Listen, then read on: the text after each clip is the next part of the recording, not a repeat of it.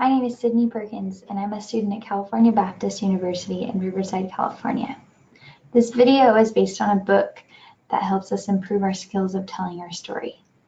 This book is called Presenting to Win: The Art of Telling Your Story by Jerry Wiseman. Jerry Wiseman is the CEO of Power Presentations, and he's also a best-selling author. Power Presentations and Jerry Wiseman has led many CEOs and executives to success in their IPO roadshows and business mission-critical presentations. His other best-selling book is called In the Line of Fire: How to Handle Tough Questions When It Counts. But the book we're going to focus on today is Presenting to Win. Presenting to Win gives us tools and strategies for presenting to an audience, how to keep the audience focused on our presentation, and how to keep our focus on the audience during our presentation, and how to prepare the presentation for showtime or when we're in front of the actual audience. Important chapters and lessons that I learned in this book. The first one I want to talk about is called WIFY. It stands for What's in It for You. Lucky for us, Wiseman gives us 6 different WIFY triggers, and these are questions that we can ask ourselves to remind us to turn back to the audience and the benefits for the audience. These WIFY triggers are: this is important to you because, what does this mean to you? Why am I telling you this? Who cares? So what? And before we can tell the audience what's in it for them, we have to capture their attention. And also, lucky for us again, Wiseman gives us 7 different ways to capture your audience. These 7 different strategies, the first one is a question. So asking the audience either a rhetorical question or a question that they would answer to. The second is a factoid. This would mean starting with a statistic or a fact that's not very well known. The next is retrospective and prospective view.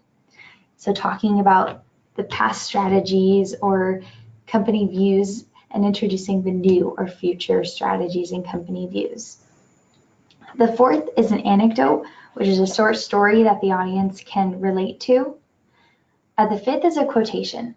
So these quotations you want to focus on making sure they're an endorsement of your presentation or of the company. This isn't time for an inspirational quote. The next is an aphorism, which is a familiar statement, something like seeing is believing. The final strategy is using an analogy.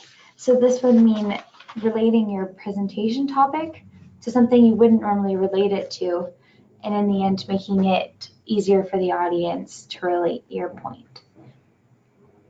The next important lesson from Presenting to Win is from the chapter called Bringing Your Story to Life. The first section I found really important is called Spaced Learning, and the other one is Verbalization. So spaced learning is when we space out the times we spend reviewing the presentation. Sometimes it's best to walk away from a project, come back to it with fresh eyes, and we might connect something we didn't see before or catch an error. Verbalization is practicing your presentation word for word out loud multiple times before you're presenting in front of an audience. By doing the presentation just as you would in front of an audience, you may be able to find transitions in the presentation that could have been better, and each time you practice the presentation, it will improve. This practice will also help build confidence and familiarity into the presentation because you've already done it. The lessons I've learned have already proved beneficial in my work. I recently presented a new operation system to our processing department. In this presentation, I really focused on WIFY, reminding these employees why this new process was going to benefit them and ultimately make their job easier and better. I used verbalization to make myself comfortable with the presentation and work out areas where maybe I could take some questions. While Wiseman gives us a lot of tools that we can use to create our presentation and prepare ourselves for our presentation, it's hard to avoid the anxiety and the nerves and not having confidence in ourselves. So these are 3 different verses I found that helped me out, giving myself some strength and confidence. The first one is Isaiah chapter 41, verse 10.